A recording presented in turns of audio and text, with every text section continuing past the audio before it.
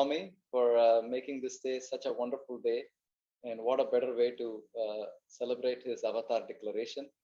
And service is the pathway to declare his avatar in all of us. That is our hope. Our gratitude to Swami is to show us the way. And the next time we have this gratitude is when we experience that oneness. And that's the purpose of discussing the study circle. Swami always says he's attached to the work that he loves, and that is to remove the sufferings of the poor and grant them what they lack. And so these are the 4 questions we asked. What is service? Why should we serve? Who should we serve, and how should we serve? How do you balance service versus work responsibilities?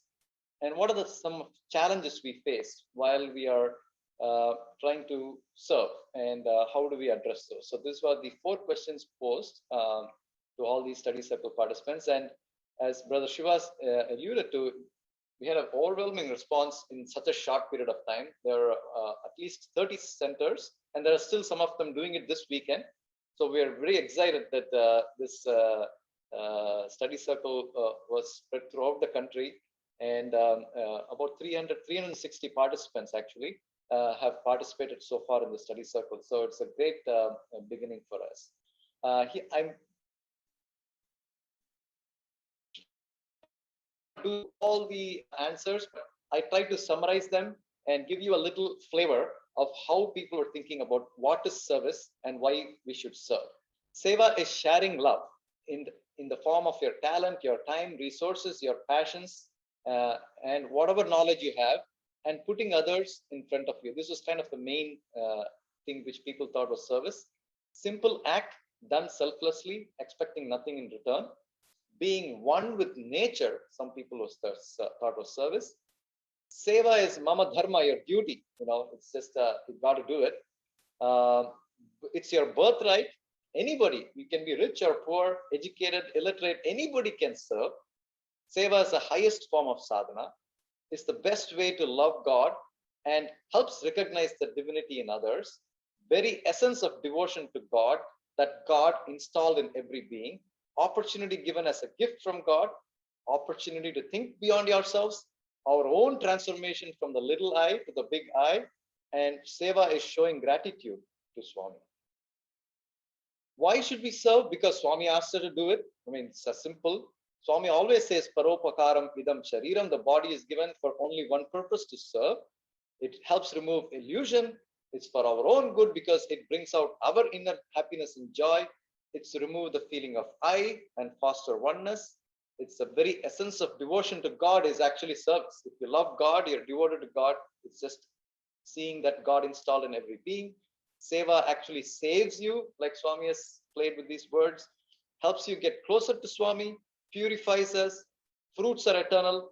Seva starts in the womb where your mother is serving you and you're just paying it forward. It changes the day of the served and also of our day, uplifts both the server and the one served. So the next question is, who should we serve? We should serve everyone, including your own self, one in front of you, anyone in need. We should serve everyone and everything, including ourselves, because we are all God. Serve all, including animals and nature. Prioritize. Follow best principle, beneficial, effective, sustainable, and timely. To whom which is given, much is required. Do your best and leave the rest to Swami. So these were some of the beautiful responses, very thoughtful. Each response can be a study circle by itself. And how should we serve? We should serve with whatever we have, unbiased. We should serve selfless and egoless. Do not look down upon. 3H at his lotus feet. With love, compassion, and prayers, they alone can be seva, without expectation or self-interest. So outside it should be seva. Inside it should be renunciating the fruits of seva. So that is what people said how we should serve. Because prioritize with a big smile, with the watch, by understanding the true need, as though you're serving yourself. Say silently, Swami. Suppose you're going for a standard purchase. Swami, would you like a sandwich? So every question you ask in the service project, say, Swami, and then put the question. So that I thought it was cool. With awareness that you are God, with awareness that you are not the doer and He is. Do not serve for publicity or recognition without hurting anyone. According to your capacity, do unto others as you would do unto yourself.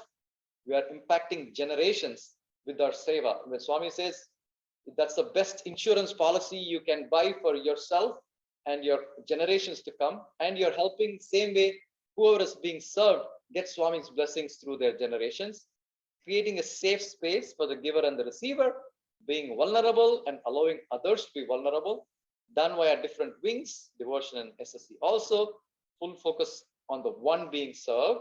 That's like Swami is, he gives you full attention, remembering God's name with unity and harmony, with compulsion, with compassion, not compulsion, and should be done promptly without any delay.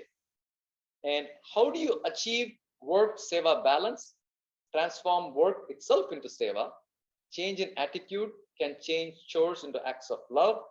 Ultimately, the distinction is lost. There is really nothing to balance. Time management, choices, Jesus, others, and you, or Sai, other, and I. Let conscience be the judge. Work is worship. There can be no service without sacrifice. It's going to hurt a little bit in whatever form when you're serving. That's good. That means you're truly serving. Every work is Swami's work with buddhi and discrimination, being aware and alert for an opportunity, and Swami will help take you over to any such sankalpa. He will fructify it. Universe will oblige a good thought and make it happen. Allocate time. Whole family, Sai Center commits to it, and motivate others with Swami's speech to do the service and doing seva like you're paying the rent. Just paying your bills, just do it.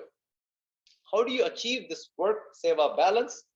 If you make Swami your priority, time, opportunity, and balance will automatically follow. You do his work, he takes care of yours. Bring love into it, plan it, share it, do it, communicate, and give others a chance to participate. I get up and breathe, that is my puja. I brush my teeth, that is my seva. Life is a game of tennis. The player who serves well never loses. Cultivating pure thoughts by speaking softly and sweetly, and by offering our actions to God, and requesting enough members to participate in a seva activity, imparting the value of service, understanding it for your own future benefit. And the challenges and how you tackle it, some of them are answered previously already, but there is no challenges, but only opportunities to serve. That was one of the response. Time is a challenge. When you need more members is a challenge. Lack of the technology or know-how is a challenge. Not comfortable with the seva is a challenge.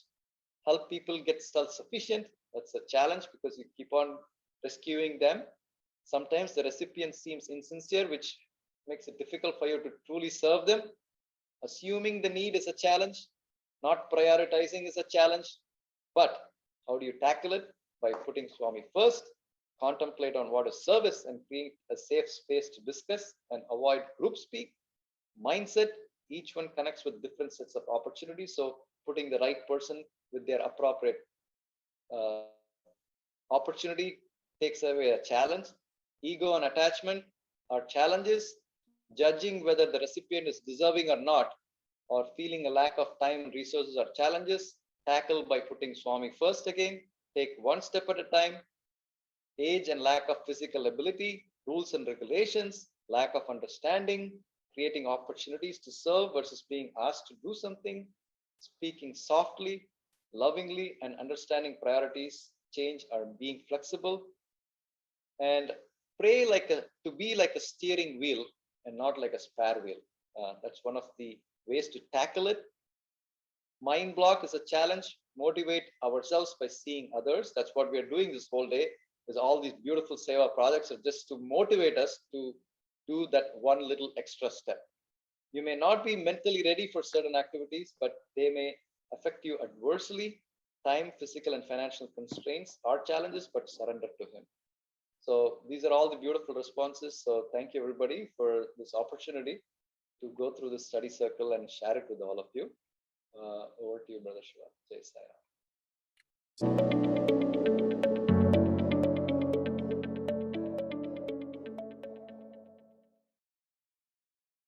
నిస్వార్థ సేవ వలననే మానవాళి ఏకత్వాన్ని గుర్తించడానికి వీలవుతుంది. One can recognize unity of humankind only through selfless service.